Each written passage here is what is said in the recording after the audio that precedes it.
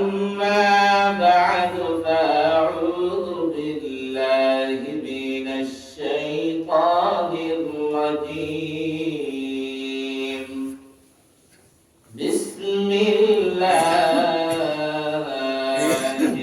الرحمن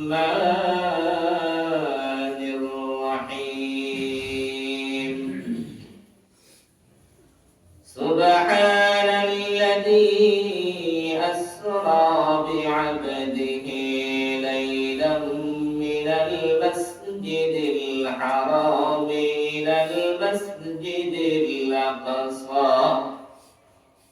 إلى المسجد الأقصى الذي باركنا حوله لنريه من آياتنا إنه هو السميع البصير.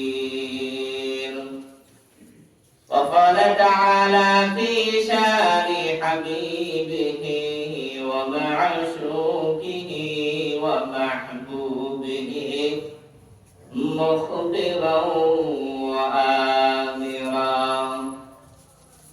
إن الله وملائكته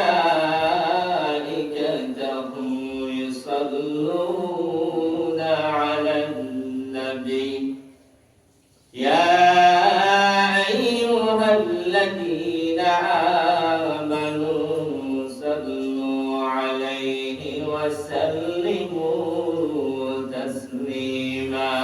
اللهم صل على محمد وعلى آل محمد كما صليت على إبراهيم وعلى آل إبراهيم إنك حميد مجيد.